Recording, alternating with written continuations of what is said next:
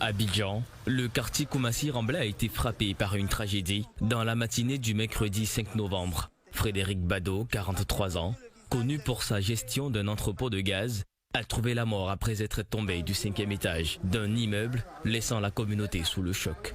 Vraiment, j'ai beaucoup touché parce que c'est quelqu'un qui est passé presque toute la journée avec lui.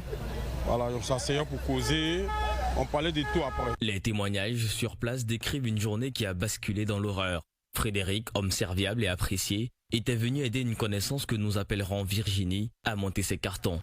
Une simple bonne action qui a conduit à l'irréparable. Comment ce geste anodin a-t-il tourné en tragédie?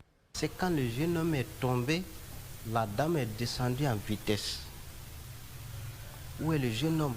Volait là, il a volé mon argent. Moi je suis monté rapidement pour aller taper la porte de mon patron. J'ai dit, le jeune homme qui est monté chez la dame, il vient de tomber tout de suite.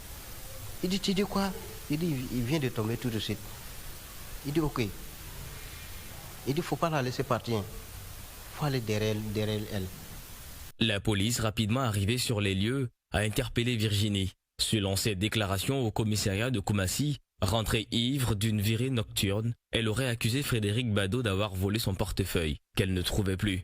Elle aurait alors fermé les portes de son domicile dans l'intention de le faire arrêter. Depuis sa chambre, à travers la baie vitrée, elle aurait observé Frédéric grimper les barreaux, ce qui a entraîné sa chute fatale. L'enquête se poursuit et de nombreuses questions restent en suspens. Donc, elle accuse le jeune en haut là-bas d'avoir volé son porte-monnaie. Alors qu'elle a jeté son porte-monnaie en bas ici.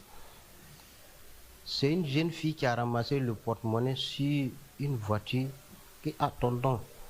Voilà porte-monnaie que j'ai ramassé, il y a l'argent dedans. Je lui donne-moi, je vais regarder. Je ouvre le porte-monnaie, je regarde la pièce qui est dedans, c'est pour la dame. Je dis ok, il n'y a pas de souci. Je vais garder. Et il y a une jeune fille qui vient nettoyer l'immeuble.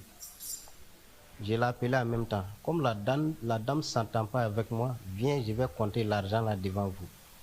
J'ai compté l'argent là devant la fille. Je dis c'est combien? Elle dit c'est 120 000. Je dis ok. Elle dit en haut là-bas que c'était 250 000 qui étaient dans le porte-monnaie. Alors que c'est 120 000 qui étaient dans le porte-monnaie. Moi j'ai pris les témoins avant de compter l'argent. Elle dit à les autorités que c'est 250 000 qui étaient dans le porte-monnaie. Vous voyez? Mais personne ne sait que ce qui s'est passé dans la maison, c'est la dame et Dieu. Les circonstances exactes de la chute restent floues. L'enquête devra faire lumière sur ce drame, mais rien n'effacera la douleur de ceux qui ont connu et aimé Frédéric Bado.